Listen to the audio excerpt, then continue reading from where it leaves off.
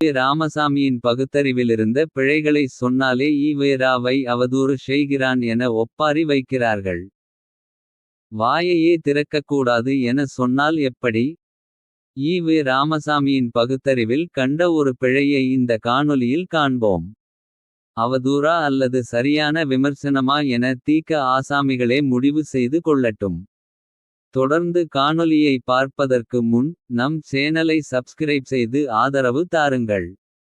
உங்கள் ஆதரவு நமக்கு ஊக்கமளித்து இன்னும் நம் பங்களிப்பை சிறப்பாக செய்ய உதவும். நன்றி. இனி காணொளி. ஜமீன்தார்கள் விஷயத்தில் ஈ.வே. ராமசாமியிடம் தென்பட்ட மகா கேவலமான பகுத்தறிவு முரண்பாட்டை இந்த காணொளியில் பார்க்கப் போகிறோம். இவ்வளவு மானக்கேடான முரண்பாட்டாளரா ஈ.வே. ராமசாமி என யாரும் கடைசியில் காரித்துப்பி விட வேண்டாம். உடையார் பாளையம் என்கிற சிற்றூரில் ஏழை பங்காளர்களாம் ஜமீன்மார்களுக்காக ஆதரவாக ஈ.வே. ராமசாமி பேசியது. அன்பார்ந்த தலைவர் குறுநில மன்னர் அவர்களே, தாய்மார்களே, தோழர்களே, இந்த உடையார்பாளையம் என்னும் புராதன ஊருக்கு இரண்டாம் தடவையாக வந்திருக்கிறேன். இந்த ஊர் குறுநில மன்னரை நான் இதுவரை பார்த்ததில்லை. இன்று இந்த ஊரையும் அரண்மனையையும் பார்த்து வேதனையடைந்தேன். மகிழ்ச்சி அடையவில்லை. சரித்திர சம்பந்தமான இந்த ஊரின் நிலை அவ்வளவு பரிதாபப்பட வேண்டியதாக உள்ளது. ஜமீன்தார்கள் என்பவர்கள் கடன்பட்டு இருந்தார்களா? அவர்களுடைய சொத்து ஏலத்தில் போய்விட்டதா? இல்லை, பின் ஏன் இந்த நிலை? அப்படியிருந்தும் கூட இந்த ஜமீன்தார்கள் இருந்தால் நமக்கு இடையூறு என்று நினைத்து பார்ப்பன ஆட்சி இவர்களை ஒழித்தது காமராசர் போன்றவர்களைப் பற்றி ஏதேதோ சொல்வார்கள். ஆனால் உண்மையில் நம்மை ஆள்பவர்கள் பார்ப்பனர்கள் தான். பார்ப்பனர்களின் நோக்கமென்ன? பார்ப்பனர் கைக்கு ஆட்சி வந்த உடனே 632 ராஜாக்களை ஒழித்தார்கள். இதை ஒரே வரியில் செய்தார்கள். புதுக்கோட்டை, திருவாங்கூர், கொச்சி, மைசூர், ஐதராபாத் ராஜாக்களை நமக்கு தெரியும். அவர்களின் ஆட்சி அதிகாரம் யாவும் ஒழிக்கப்பட்டு சர்க்காரின் சம்பள ஆட்களாக ஆக்கப்பட்டார்கள். ஏன் இப்படி செய்தார்கள் என்றால் ராஜாக்கள் எல்லாம் பார்ப்பனரல்லாதார் சூத்திரர்கள். மனுதர்ம சாஸ்திரப்படி சூத்திரன் ராசாவாக இருக்கக்கூடாது. காந்தியிடம் வெள்ளையன் ராஜ்யத்தை கொடுத்தான். அவர் அதை பார்ப்பானிடம் கொடுத்தார். எனவே மனுதர்மப்படி சூத்திரர்கள் சூழ்ச்சி ஒழிக்கப்பட்டது. விடுதலை 8 மற்றும் பிப்ரவரி 9, 1960.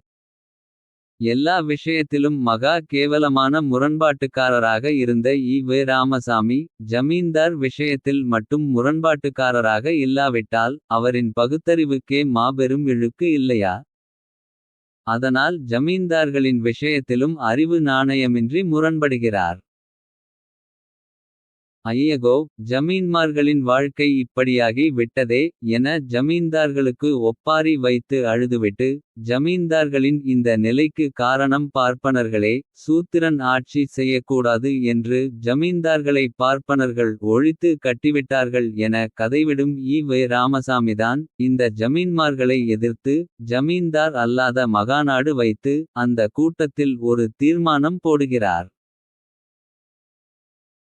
உலக செல்வத்தை ஒரே பக்கம் சேர்க்கும் முறையை ஒழிப்பதற்கும் உலகப் பொருளாதார சமத்துவத்துக்கும் பாடுபடுகிற மக்கள் அதன் பயனை சரிவர அடைய வேண்டும் என்பதற்கும் ஜமீன்தார் முறையானது பெருத்த கெடுதியாகவும் தடையாகவும் இருந்து வருவதால் ஜமீன்தார் தன்மையை அடியோடு ஒழிக்க பகுத்தறிவுக்கு ஏற்ற வழியிலும் பொருளாதார சமத்துவ நியாய வழியிலும் சுயமரியாதை இயக்கம் பாடுபட வேண்டுமென்று மகாநாடு தீர்மானிக்கிறது.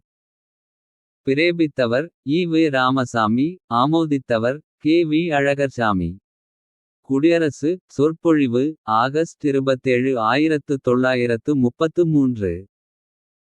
ஜமீன்மார்களுக்கு ஏன் இந்த நிலை என ஒப்பாரி வைத்த ஈ.வே. ராமசாமி ஜமீன்தாரல்லாத மகாநாட்டில் ஜமீன்தார்கள் குறித்த பேசியதை எல்லாம் பார்த்தோமேயானால் ஈ.வே. ராமசாமி பகுத்தறிவின் பெயரால் சமூகநீதியின் பெயரால் ஆடிய பித்தலாட்டம் நன்றாக விளங்கும். ஜமீன்தாரல்லாதார் மகாநாட்டில் ஈ.வே. ராமசாமி ஆற்றிய உரை சுருக்கமாக. இன்று ஏன் முதலாக ஜமீன்தார் அல்லாதார் மகாநாடு கூட்டினோமென்றால் இன்றைய உலக ஆதிக்கம் அவர்கள் கையிலேயே இருந்து வருகின்றது. இதற்கு முன் இந்நாட்டு ஆதிக்கம் பார்ப்பனர்கள் கையிலேயே இருந்தது. ஆனால் அந்த பார்ப்பன ஆதிக்கம் ஒழிந்தது என்கின்ற சந்தோஷத்தை அடைவதற்குள் அதற்கு பதிலாக அது போன்ற கொடுமையும் மோசமுமான ஜமீன்தார் ஆதிக்கம் தலைதூக்கி விட்டது. முன்பிருந்த கெடுதியும் தொல்லையுமே பார்ப்பன ஆதிக்கம் என்னும் பேரால் இல்லாமல் ஜமீன்தார் ஆதிக்கம் என்னும் பேரால் இருந்து வருகின்றன. பார்ப்பனர்களைப் போலவே ஜமீன்தார்கள் என்பவர்கள் உலகத்துக்கு வேண்டாதவர்கள். உலக மக்கள் கஷ்டங்களுக்கெல்லாம் காரணமாய் இருப்பவர்கள். இந்த ஜமீன்தார்கள் எப்படி ஏற்பட்டார்கள். இவர்களது செல்வமும் மேன்மையும் எதற்கு பயன்படுகின்றன. என்பவைகளை யோசித்துப் பார்த்தால் இவர்கள் உலகுக்கு வேண்டாதவர்கள். ஒழிக்கப்பட வேண்டியவர்கள் என்பதும் நன்றாய் விளங்கும். ஜமீன்தார்களின் யோக்கியதையை நான் உங்களுக்கு அதிகமாய் சொல்லிக் காட்ட வேண்டிய அவசியமில்லை. அவர்களுடைய அருங்குணங்களில் எல்லாம் குடிப்பதும் கூத்திமார்கள் வைப்பதும் பந்தயம் சூது ஆடுவதும். மற்றபடி நல்ல பெண் நல்ல மாடு குதிரை முதலியவைகள் ஜமீன்தார்களுக்கே சொந்தமானது என்கின்ற முறையும் இவர்களிடம் இருக்கிறது. இவர்களால் தேசத்துக்கோ மனித சமூகத்துக்கோ என்ன பயன். என்று இவ்வளவு தெள்ள தெளிவாக பேசிய ஈ.வே. ராமசாமி தான் சற்றும் அறிவு நாணயமின்றி ஜமீன்தார்களுக்கு ஏன் இந்த நிலை.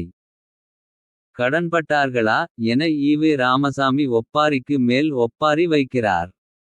ஆக எல்லா விஷயத்திலும் காணக்கூடிய ஈ.வே. ராமசாமியின் முரண்பாடு முட்டாள்தனம்தான் ஜமீன்மார் விஷயத்திலும் இருந்துள்ளது. ஜமீன்தார்களை எதிர்த்த விஷயத்தில் ஈ.வே. ராமசாமியிடம் இருந்த ஒழுக்க அறிவு ஜமீன்தார்களை ஆதரிக்கிறபோது இல்லையே.